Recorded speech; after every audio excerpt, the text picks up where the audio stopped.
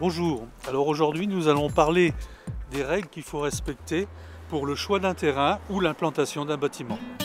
J'ai un lit fossile d'un ruisseau qui risque tous les 10 ans ou tous les 30 ans de déborder.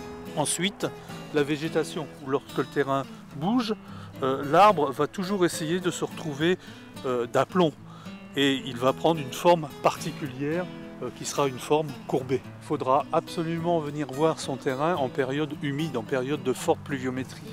Et puis il faudra observer les niveaux du bâti ancien. Et là on peut voir sur ce terrain pratiquement aucun habitat dans les zones basses et humides, et l'habitat va se trouver beaucoup plus haut. Vous avez ici un exemple avec la voirie, l'écoulement des eaux qui se produit vers le bâtiment, vers l'église, et qui va donc créer des zones d'humidité dans les fondations. La première carte, c'est la carte géologique qui va indiquer les natures du sous-sol, craie, argile, et là, les zones d'alluvion qui correspondent à des zones inondables. Ensuite, il faudra avoir la carte IGN ou 1/25 millième qui va vous renseigner sur les données topographiques et toponymiques de surface. Un toponyme, c'est un nom de lieu dit. Par exemple, ici, on voit ce qu'on appelle une noue, en latin noda, comme par exemple les chemins de Noé près de Troie. Ça signifie des sources ou des résurgences, des endroits où on a de l'eau qui coule, souvent des terrains argileux et surtout des formations géologiques qui vont être un petit peu en interaction, qui vont être un peu déstabilisées. Parmi les aberrations, une piscine au nord-ouest et encore une piscine au nord-ouest. Alors ici, on peut voir un bâtiment qui est bien orienté.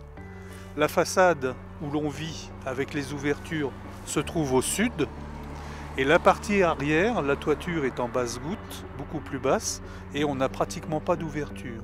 On peut également observer un arbre qui va apporter un petit peu d'ombre en été et qui permet de profiter des extérieurs. Alors ici, nous voyons le pignon ouest qui est complètement aveugle, c'est-à-dire sans ouverture, de façon à bien être protégé des vents d'ouest. Donc là, vous avez un plan en L qui est typique d'un bâti ancien. Toute la cour est au sud. Le bâtiment qui forme l'angle protège du nord. Et surtout, on a des appentis qui vont faire des écrans par rapport au vent de nord, nord-est et nord-ouest.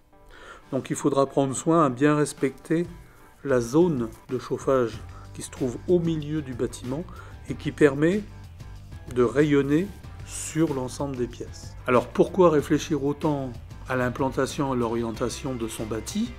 Tout simplement parce qu'on va pouvoir faire des économies sur le confort d'hiver d'au moins 20 à 30% et sur le confort d'été en évitant de climatiser.